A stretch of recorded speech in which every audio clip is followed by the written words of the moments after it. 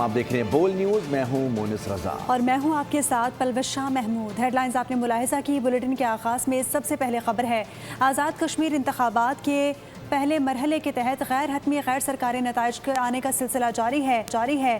Mirpur division کے 13 میں سے 5 حلقوں کے مکمل غیر حتمی غیر سرکاری نتائج بول نیوز کو موصول ہو گئے۔ LA9 کوٹلی سے نون لیگ کے عمیر نعیم نے کامیابی حاصل کی۔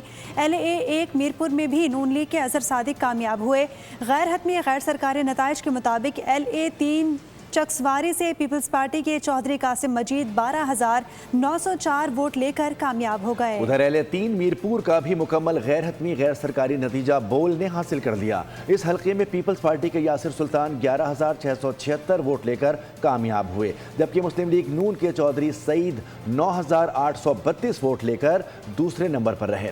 LA4 میرپور 4 کے مکمل غیر حتمی غیر سرکاری نتائج کے مطابق مسلم لیگ نون کے چودھری رخسار 20,172 ووٹ لے کر کامیاب ہو گئے۔ اس حلقے میں پیپلز پارٹی کے صہیب ارشد 13,865 ووٹ کے ساتھ دوسرے نمبر پر رہے۔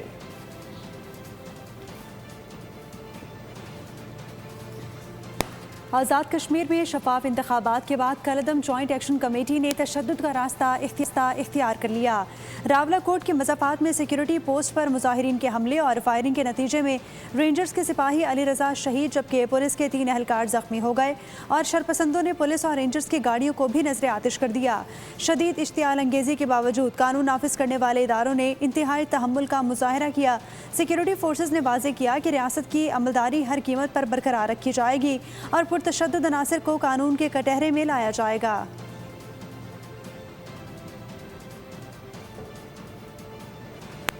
آزاد کشمیر قانون ساز اسمبلی کے پہلے مرحلے میں پولنگ کے بعد ووٹوں کی گنتی جاری ہے۔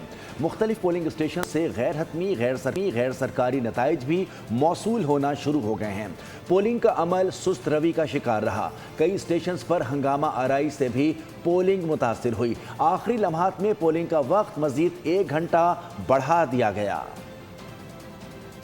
آزاد جموں و کشمیر قانون ساز اسمبلی کے انتخابات پہلے مرحلے کی پولنگ کے بعد تمام پولنگ اسٹیشن پر ووٹوں کی گنتی جاری۔ پہلے مرحلے میں میرپور کوٹلی بمبر کے 13 انتخابی حلقوں میں لوگوں نے حق رائے دہی استعمال کیا۔ مجموعی طور پر 296 امیدوار مد مقابل ہے۔ انتخابی عمل کے دوران کوٹلی کے علاقے نکیال میں فائرنگ کے واقعے میں 1 شخص جاں بحق ہوا، جبکہ 3 افراد زخمی ہو گئے۔ اکا دکا واقعات کے سوا پولنگ پرامن ماحول میں ہوئی۔ عام انتخابات کو پرامن اور شفاف بنانے کے لیے سیکیورٹی کے سخت انتظامات کیے گئے تھے۔ پاک فوج کے دستوں اور پولیس سمیت 19,000 سے زائد اہلکاروں نے فرائض سر انجام دیے۔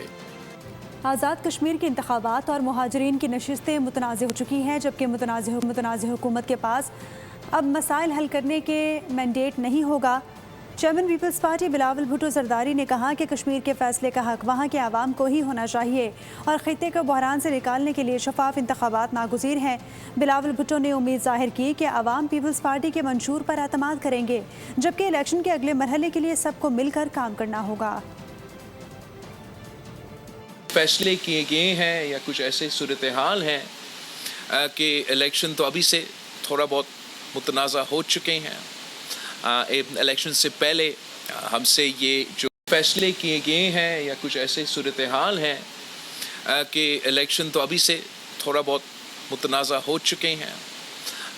الیکشن سے پہلے ہم سے یہ جو مہاجرین سیٹ ہے وہ ایشو جس انداز سے ایڈریس ہونا چاہیے تھا ہم نہیں ایڈریس کر سکے، تو وہ سیٹس متنازع ہو چکے۔ ہمارا منشور جو اس بنیادی بات پہ طے ہے کہ کشمیر کا فیصلہ کشمیر کے عوام کو ہی کرنا چاہیے، ہم مل کے پاکستان پیپلز پارٹی کے اس منشور پہ عمل درآمد کر سکے اور کشمیر کو اس بحران سے نکال سکے۔ میرپور میں پورا پارٹی نے مل کے لڑا ہے۔ اب اگلا مرحلہ آج سے شروع ہو جاتا ہے، آپ کی باری ہے اور انشاءاللہ تعالی ہم اسی محنت کے ساتھ ادھر بھی کام کریں گے۔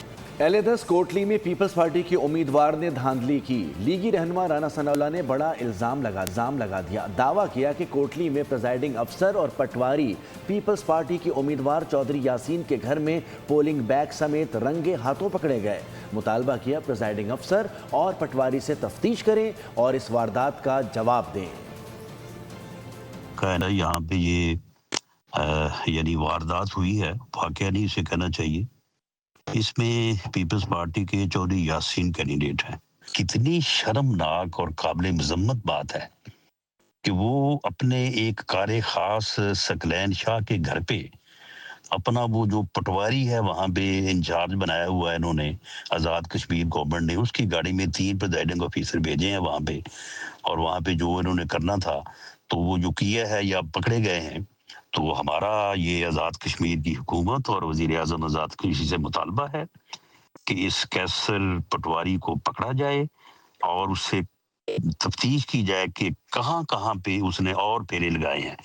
اس کے بغیر یہ انکوائری رزلٹ جب تک نہیں آئے گا اس وقت تک اس حلقے کا رزلٹ جو ہے ہمیں بالکل ایکسیپٹیبل نہیں ہوگا.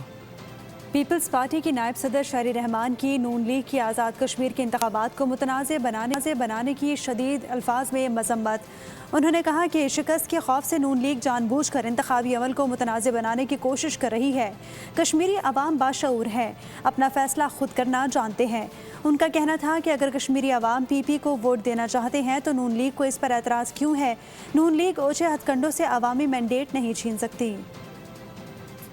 گزارش ہے نون لیگ بھی، جن کے لوگ صبح سے متنازع کر رہے ہیں کوٹلی کے الیکشن کو، یہ ایک مقابلہ ہے، کانٹے کا مقابلہ ہے، لیکن پاکستان پیپلز پارٹی کی یہ سیٹیں ہیں. ہم فیئر فائٹ میں یقین رکھتے ہیں. ہم تو امن چاہتے ہیں خطے میں، اور ہم چاہتے ہیں کہ سب کو اپنی وہاں ان چیزوں کا جمہوریت کے ثمرات بھی ملیں. ہمارے وہاں مقامی لوگ بار بار یہ کہہ رہے ہیں کہ ہمیں حق رائے گاری سے نہ محروم کریں. یہ حقوق کی تو بات کی گئی ہے. گزارش ہے ہمارے اپوننٹ سے کہ دیکھیے آپ لوگوں کو اپنا ووٹنگ کا حق اس سے نہ محروم کریں. مریم اورنگزیب کہتی ہیں آزاد کشمیر کے عوام ترقی اور جدت چاہتے ہیں اور نواز شریف خدمت کا دوسرا نام ہے. پنجاب کی ترقی اس کی گواہی دے رہی ہے. نواز شریف نے نفرت کی سیاست کا خاتمہ کر کے حکومت کی خدمت کی سیاست کی اور بنیاد رکھی. ترقی کا سفر مریم نواز نے جاری رکھا ہوا ہے، جبکہ شہباز شریف ملک کو معاشی طور پر مستحکم کر رہے ہیں.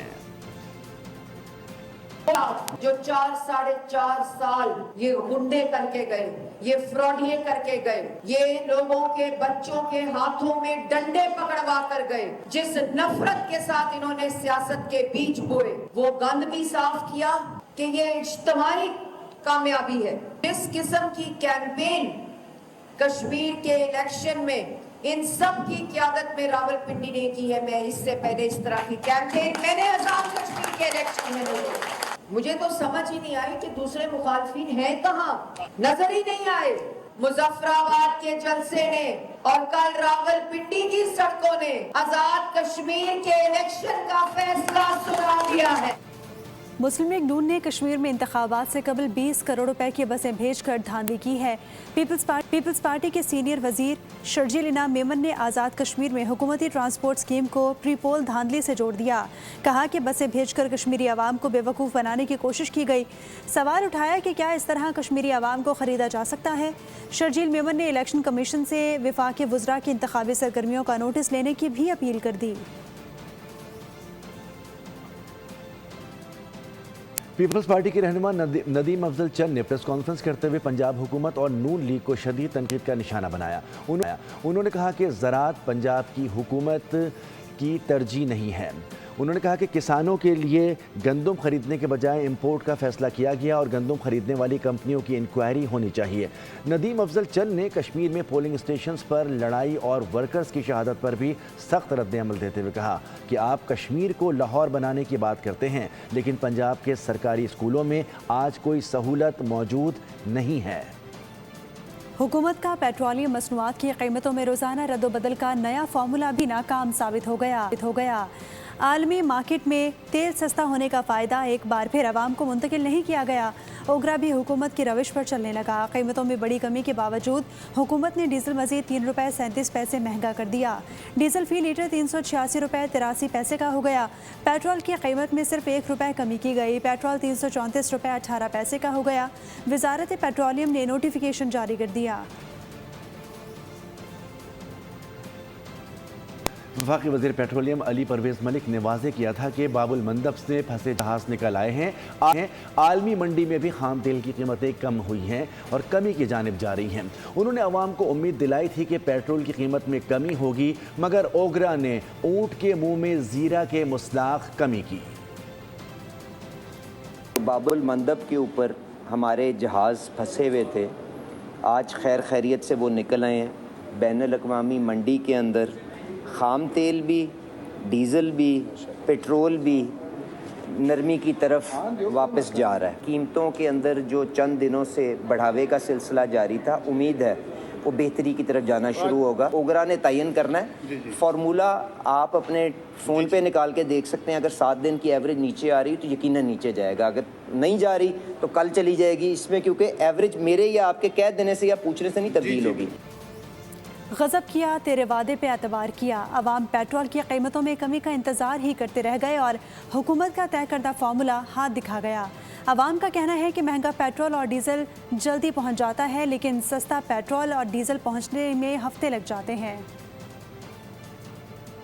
ایک ٹائم کھانا کھاتے تو دوسرے ٹائم کھا بھی نہیں سکتے، یہ بس پیٹرول کماتے ہیں، بس یہ پیٹرول ڈالتے ہیں۔ 1 روپیہ کم کرتے ہیں، 10 روپیہ بڑھا دیتے ہیں۔ عوام سمجھتی ہے کہ 1 روپیہ کم کر دیا ہم نے خوش ہو گئے۔ ایک ہی دفعہ یہ بم ہمارا پھینک دو، اس کے بجائے ہم پہ پھینک دو، ہماری جان چھڑوا دو۔ ہاں اتنا امیر ہو جائیں گے ماشاءاللہ سے۔ عام آدمی کے لیے تو گزارا مشکل ہو گیا ہے۔ اپنی عیاشیوں کے لیے مطلب پیٹرول مہنگا، ادویات مہنگی، ضرورت کی اشیاء مہنگی، اس طرح ضرورت پوری نہیں ہو سکتی، کیونکہ 72 سالوں سے یہی ضرورت ان کی پوری ہو رہی ہے۔ پہنچنے میں کیا تو جو پہلے کا آ رہا ہے وہ پہنچنے میں ابھی تک کوئی پیٹرول پہنچا نہیں ان کے پاس، مطلب کہ یہ اتنے سوئے میں پڑے ہیں، ان کو نہیں پتا کہ ہم نے 25-30 دن کا بیک اپ رکھنا ہے۔ 30 دن پہلے تو عالمی منڈی میں ریٹ ہی اور تھے۔ 1 روپیہ سستا ہوا ہے، جب بڑھے گا تو پھر صاف ظاہر ہے کہ 50-100 ہی بڑھے گا۔ مہنگا جب کرتے ہیں تو 50-60-70 وہ اتنا مہنگا کرتے ہیں، اور 1 روپے کا جو سستا ہے اس سے کون سا وہ اتنا ہو، اس میں کیا عوام کو ایڈوانٹیج ملے گا۔ سبسکرائب کریں اور بیل دبائیں تاکہ کوئی خبر رہ نہ جائے۔